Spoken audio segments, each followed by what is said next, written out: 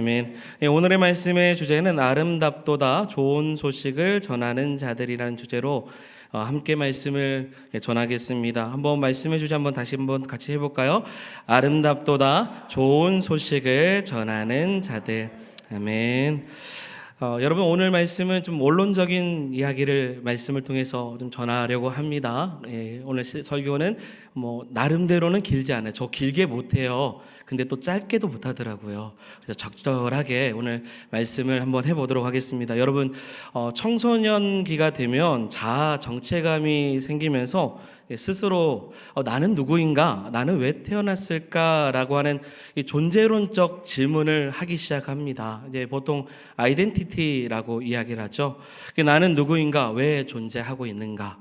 그런데 사실 이런 자아 정체감은 단순히 이 10대 청소년에게만 국한된 것이 아닙니다. 왜냐하면 하나님의 자녀된 우리에게도 우리가 왜 이 세상에 존재하고 있는가? 우리는 무엇을 위해 사는 존재인가라는 질문을 가지기 때문입니다. 사실 모든 그리스도인들이 가져야 될 질문이기도 하죠. 그런데 우리가 왜 이 땅에 태어났는가의 질문을 스스로 답하기는 어렵습니다. 이유는 내가 존재하게 된 것을 그 누구도 스스로 선택한 적이 없기 때문이죠. 내가 왜 이 세상에 왔는지, 무엇을 해야 하는지 그 존재라는 자체를 우리 스스로가 답을 낼 수 없는 것입니다. 저희 아들만 봐도 무려 10년 동안 살면서 수많은 꿈들이 그 인생을 스쳐갔습니다. 어느 때는 종이접기에 꽂혀서 자기는 국가대표 선수가 되겠다고 이야기하고, 어느 때는 이제 배드민턴 선수가 되겠다고 이야기를 했습니다. 왜냐하면 군대를 안 갈 수 있다. 이렇게 생각을 했나 봅니다. 어느 때는 유튜버가 된다고도 이야기하고, 어느 때는 레고 회사에 취직을 하겠다고도 이야기를 했습니다. 지금도 또 다른 꿈을 향해 나아가고 있죠. 물론 앞으로 살아가면서 갖게 될 직업만을 의미하는 것은 아닙니다. 그러나 여러분, 자신이 무엇을 위해 살아야 할지에 대한 그 질문과 답을 계속 인생 속에 찾는 것이 우리의 삶입니다. 확실한 것은 저희 아들은 목사는 안 하겠다고 했습니다. 그런데 우리가 무엇을 위해 살아가야 하는가에 대해서는 사실 우리 예수님은 인간의 몸으로 이 땅에 오셨지만 자신이 왜 오셨는지에 대해서 아주 명확하게 말씀하고 계십니다. 여러분, 누가복음 4장 43절 하반절입니다. 같이 읽어보겠습니다. 나는 이 일을 위해 보내심을 받았노라. 아멘. 보냄을 받았다. 누구로부터 보냄을 받았겠습니까? 당연히 하나님으로부터 보냄을 받았겠죠. 하나님께서는 예수님을 이 땅에 보내셨을 때 뭔가를 하도록 요구하셨고, 예수님께서는 그 보내심을 받아서 이 땅에 오신 것입니다. 그러면 그 보내심이 무엇이냐? 다시 한번 말씀을 전체 읽어보겠습니다. 같이 읽겠습니다. 예수께서 이르시되 내가 다른 동네들에서도 하나님의 나라의 복음을 전하여 나는 이 일을 위해 보내심을 받았노라 하시고. 아멘. 무엇입니까? 하나님의 나라의 복음을 전하기 위해서 보내심을 받았다라는 거죠. 이것이 예수님의 소명이라는 거예요. 모든 이에게 하나님 나라의 복음을 전하는 것입니다. 여러분, 우리도 우연히 이 세상에 태어난 것이 아니라고 한다면, 그렇게 믿으신다면 하나님께서 내게 명하신 것이 무엇인지를 찾는 것은 여러분 단순히 청소년기에 자아 정체성을 찾는 것과 비교할 수 없을 인생의 소명을 찾는 것이기 때문에 우리는 반드시 해야 될 줄 믿습니다. 그래서 아이들을 보면서, 저 위에 2층에 아이들이 있는데요, 너희들의 꿈이 무엇이니? 나중에 무엇을 하기를 원하니? 이렇게 묻는 질문이 사실 우리 스스로에게도 질문해야 될 문항이죠. 나는 무엇을 위해 사는가? 나의 꿈은 무엇인가? 무엇을 위해 존재해야 되는가? 이 질문의 답을 찾는 것이 우리가 이 땅에서 존재하는 이유입니다. 자, 그런데 우리 인생의 정체성은 이미 예수님께서 밝혀주셨어요. 자, 요한복음 17장 18절의 말씀입니다. 같이 읽겠습니다. 아버지께서 나를 세상에 보내신 것 같이 그들을 세상에 보내놓고. 그 다음 말씀이요. 예수께서 또 이르시되 아버지께서 나를 보내신 것과 같이 나도 너희를 보내노라. 아멘.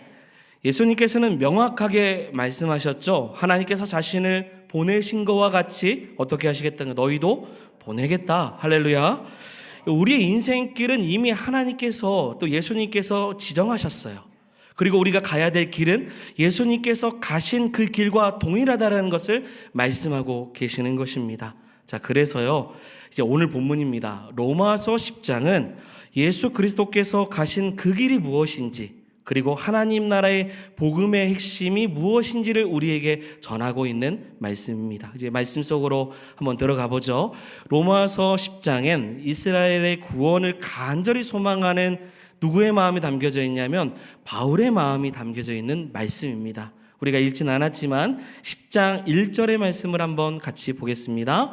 형제들아, 내 마음에 원하는 바와 하나님께 구하는 바는 이스라엘을 위함이니 곧 그들로 구원을 받게 함이라. 아멘.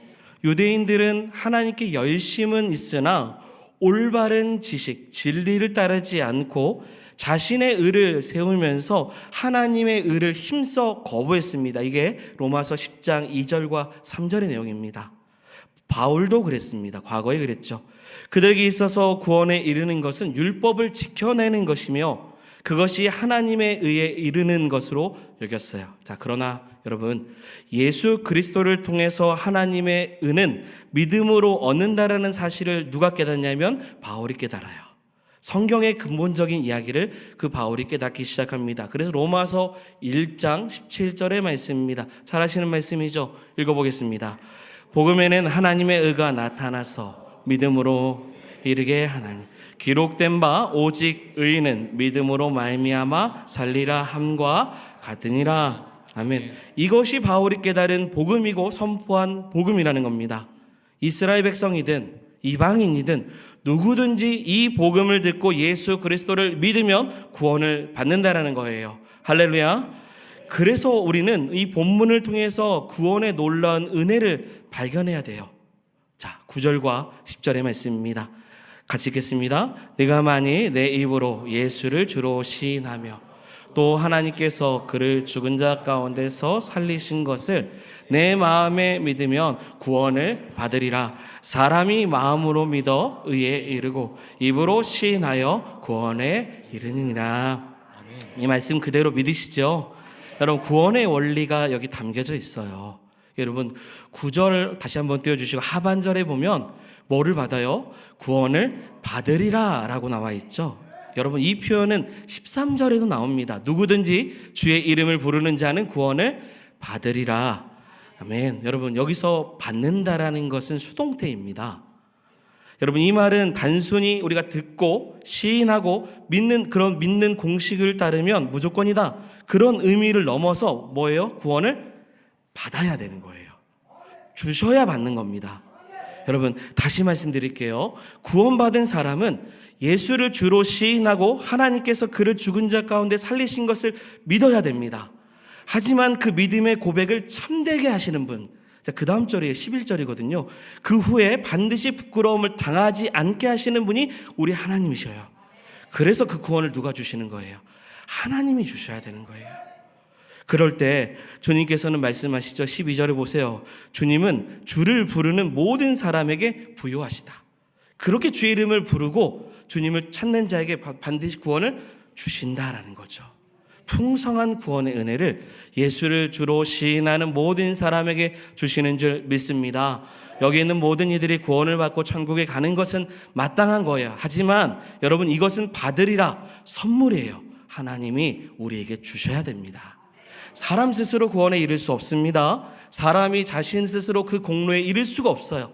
단순히 내가 입으로 시인했고 무조건 입으로 시인했으니까 아니라 예수를 주로 시인하고 하나님께서 그를 죽은 자 가운데 살리신 것을 믿으면 풍성한 구원의 은혜를 우리에게 주시는 것입니다. 이것을 에베소서 2장 8절에 잘 아시죠? 읽겠습니다. 너희는 그 은혜에 의하여 믿음으로 말미암아 구원을 받았으니 이것은 너희에게서 난 것이 아니요 하나님의 선물이라. 아멘. 그래서 구원은 여러분 나로부터 시작되는 것이 아니라 하나님으로부터 받는 것입니다. 이것을 그래서 우리는 뭐라고 말해요? 그냥 한 단어로 말하죠. 은혜라고 말하는 거예요. 한량없는 은혜요. 갚을 수 없는 은혜. 그 구원의 은혜를 내가 무엇인가를 해서가 아니라 하나님께서 우리에게 구원을 받으라 선물로 주신 것입니다. 여기서 우리가 발견할 수 있는 분명한 진리가 있습니다. 그게 뭐냐면 하나님은 모든 사람의 하나님이시다라는 거죠. 유대인이나 헬라인이나 차별이 없다고 12절에 기록되어 있습니다. 어떤 민족이나 나라나 여러분 그 모든 것을 허물고 하나님은 자기 백성을 부르십니다. 그래서 저와 여러분들이 구원을 받은 거죠. 창세기에서부터 아브라함을 통해서 모든 민족에게 복을 주시려는 하나님의 계획을 발견하고 계시록에서는 아무도 능히 셀 수 없는 큰 무리 각 나라와 족속과 방언에서 하나님의 풍성한 구원의 은혜를 입은 사람들을 성경은 기록하고 있습니다. 하나님은 참으로 모든 사람의 하나님이십니다. 이것이 하나님의 원대하신 뜻이에요. 두 번째, 아까 띄워줬는데요. 한번 같이 읽어보겠습니다. 모든 사람은 반드시 복음을 들어야 한다. 아멘. 여러분 13절에 보면 우리는 모든 사람에게 부여하신 하나님의 약속을 발견합니다. 같이 읽겠습니다. 누구든지 주의 이름을 부르는 자는 구원을 받으리라. 아멘.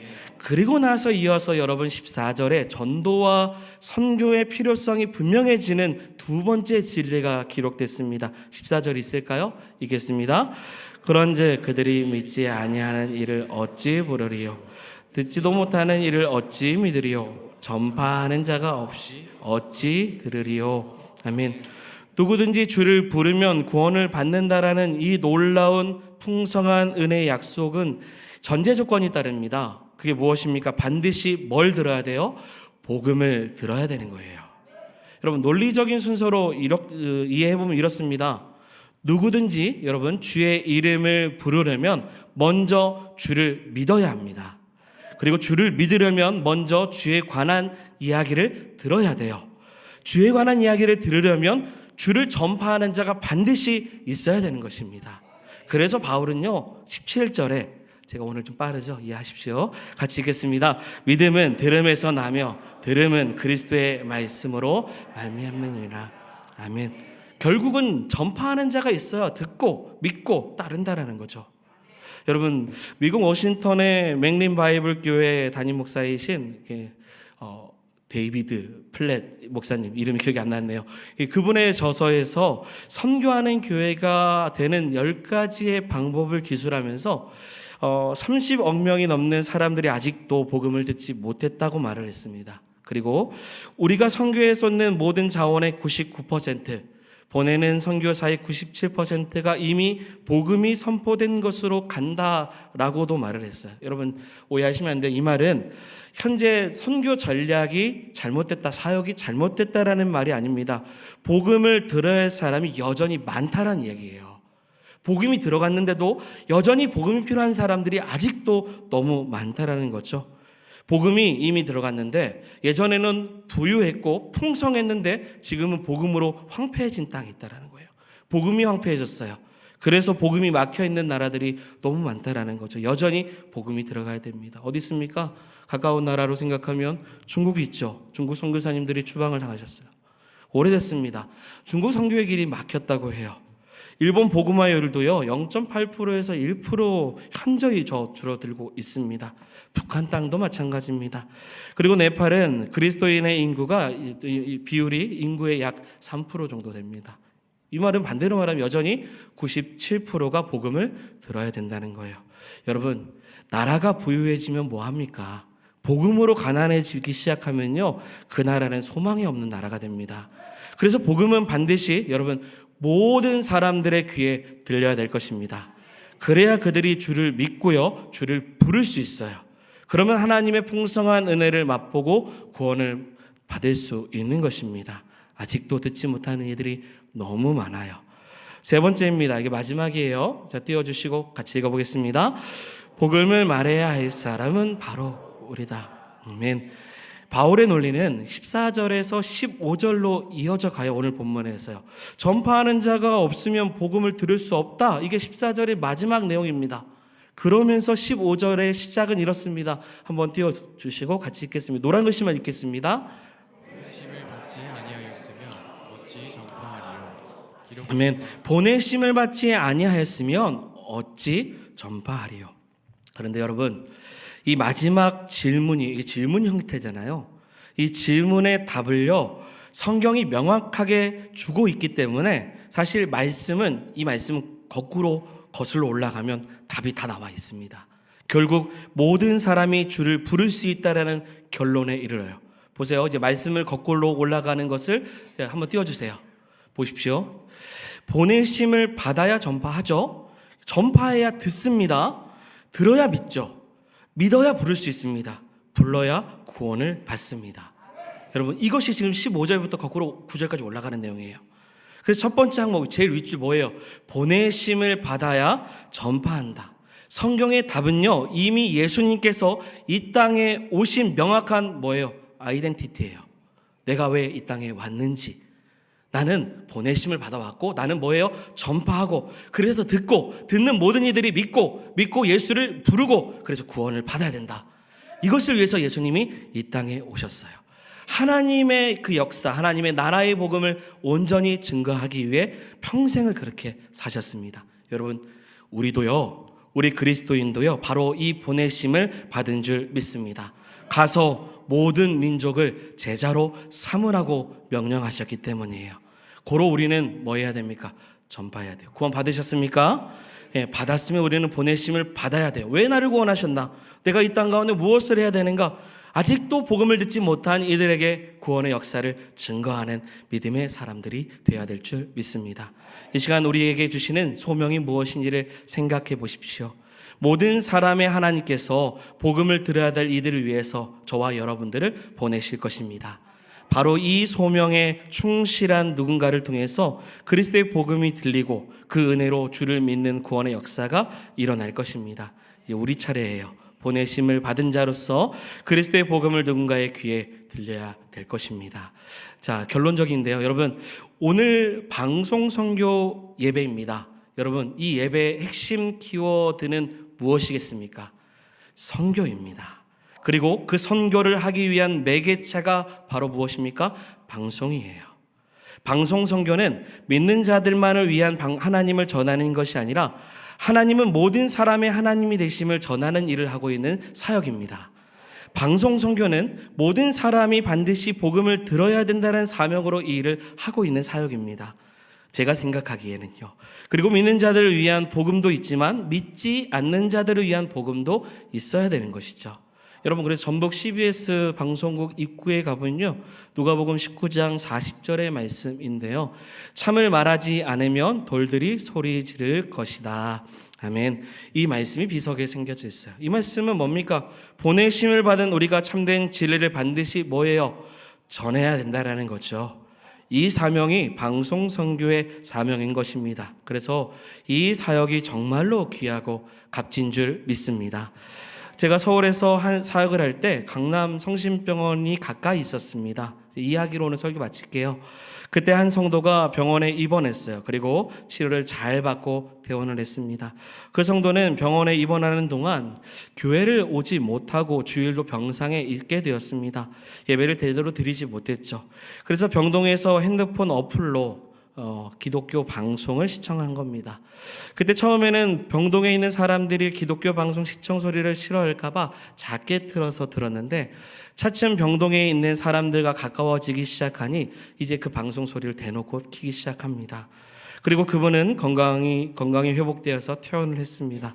그리고 그 다음 주에 교회를 오셨어요. 그리고 오실 때 한 분을 전도해 오셨습니다. 바로 같은 병동에 있었던 아주머니셨어요. 같이 방송을 듣고 은혜라는 찬양을 부르다 보니 복음을 듣게 됐고 함께 교회까지 출석을 하게 된 것입니다. 여러분, 물론 쉬운 일은 아닙니다. 같은 병동에 있는 사람 중에서 거부하는 사람도 있을 수 있고요.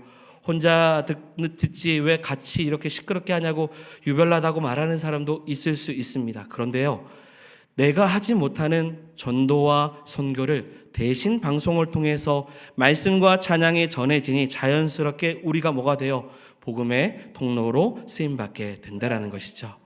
여러분, 가정에서나 또 운전을 하거나 운동할 때 또 일할 때 여러분 방송 선교의 덕을 이미 많이 보고 계실 거라고 생각이 됩니다. 그러므로 이 일은 중요합니다. 각 사람이 선교사의 마음으로 이 일에 동참할 필요가 있습니다. 물질적인 후원뿐만 아니라 방송 선교의 사명을 가지신, 여기 앞에도 계시고 뒤에 계신데요, 이런 분들을 위해서도, 방송 매체를 위해서도 여러분 많이 기도해 주셔야 됩니다. 이 일이 하나님 나라의 복음을 전하는 예수님의 일이었고요. 우리가 보내심을 받은 자로서 함께 해야 될 사명적인 일입니다.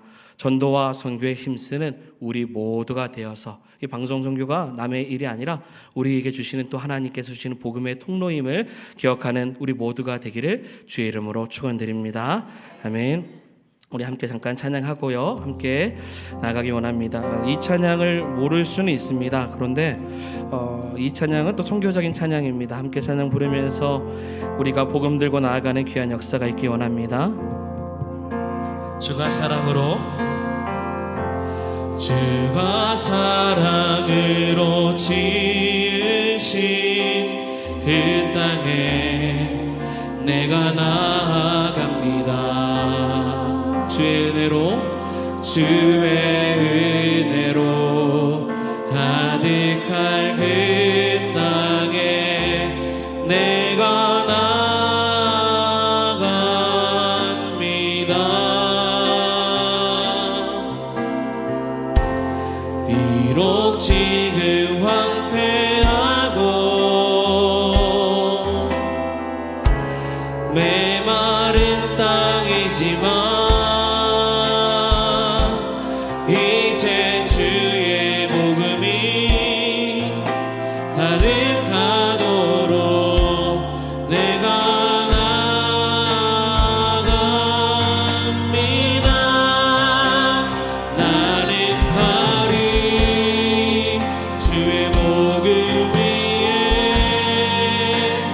나는 가리 주의 사랑 위에 피로 흘린 주 사랑 전하도록 이제 나는 가리